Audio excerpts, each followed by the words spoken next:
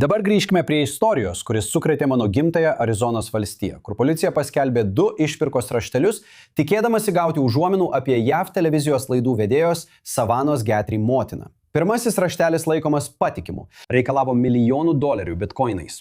Kitas raštelis teigia, kad Nancy Guthrie mirė netrukus po to, kai prieš 6 mėnesius buvo pagrobta iš savo namų netoli Tuksono.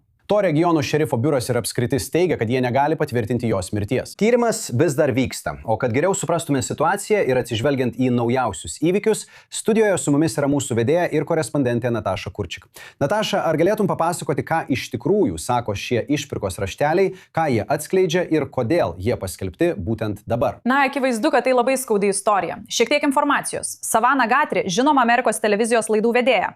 Jos motinai buvo 84 metai, kai ji buvo pagrobta sausio 31 dieną iš savo namų. Iš esmės, ji nepasirodė virtualioje bažnyčios pamaldoje kitą rytą ir šeima suprato, kad kažkas negerai. Tačiau iki šiol, praėjus 6 mėnesiams, beveik nėra jokios informacijos, jokių užuominų, kas iš tikrųjų tai padarė. Teisingai, nebuvo jokių proveržių. Vaizdo įrašas, kuriame užfiksuotas kaukėtas ginkluotas asmuo tiesiai prie mūsų namų. Netoliese jie rado pirštinę. Ant jos nebuvo DNR pėdsakų, kuriuos būtų galima identifikuoti. Taigi šiuo metu situacija tapo, galima sakyti, gana beviltiška.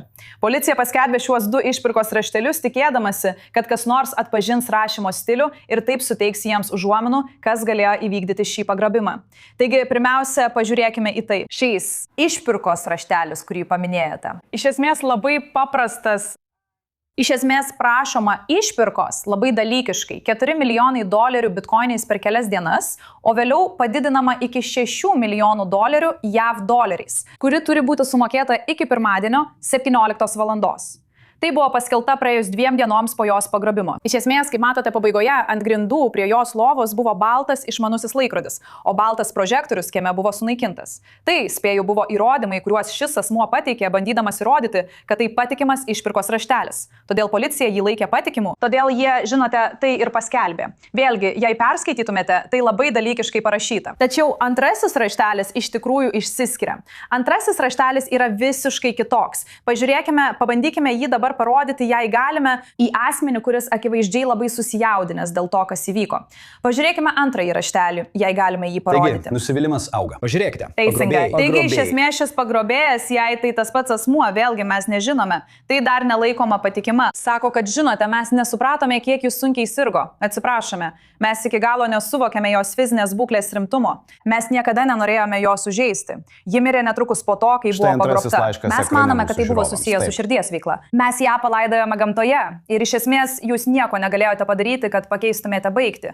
Mums tikrai labai gaila. Taigi akivaizdu, kad formuluotė čia labai išskirtinė. Šis žmogus skamba labai emocionaliai. Ir klausimas yra, ar tai patikima ir ar kažkas bus atpažintas, kad galėtų, atpažinti šį rašyseną, kad būtų galima gauti užuominų, kas iš tikrųjų galėjo įvykdyti šį nusikaltimą. Taigi, šiuo metu, ką mes žinome? Turiu omenyje šis. Pirmiausia, tie vaizdai su kaukėtais, žinote, užpuolikais, kurie čia ateina. Tai šiurpinantys dalykai. Akivaizdu, kad čia esama nusikalstamos veikos. Tai ne pirmas kartas, kai, žinote, tyrėjai paviešina įtariamojo rašytus tekstus, bandydami pagal juos nustatyti įtariamąjį tokiose bylose. Tad ar žinote, ar toks metodas jau yra pasiteisinęs anksčiau? Ar jis iš tikrųjų veikia? Iš tikrųjų taip. Taigi, garsiausias atvejis iš tikrųjų yra susijęs su Tedu Kačinskiu. Jis žinomas kaip Una Bomberis. Tai įvyko 90-aisiais. Jis buvo vidaus teroristas, kuris vykdė visos šalies mastų siuntinių sprogdinimo kampanijas. Per tas kampanijas jis nužudė 3 žmonės, o pravardę Una Bomberis gavo todėl, kad taikėsi į universitetus ir oro linijas. Taigi Una Bomberis, universitetų ir oro linijų sprogdintojas. Dabar jis iš esmės paskelbė manifestą, o 9-ajame dešimtmetyje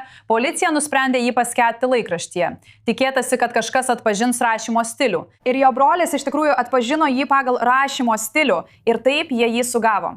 Tačiau šiandien atsiradus ChatGPT sunku žinoti, ar šie laiškai apskritai buvo rašyti ranka. Tai galėjo būti tiesiog dar viena, žinote, dirbtinio intelekto sugeneruota žinutė šiuose išpirkos rašteliuose. Taigi bus tikrai įdomu pamatyti, ar bus kokių nors realaus atgarsio paskelbus šiuos raštelius. Nuoširdžiai užjaučiu šią šeimą. Akivaizdu, kad tai sunki situacija. Nataša, ačiū, kad pateikei naujausią informaciją.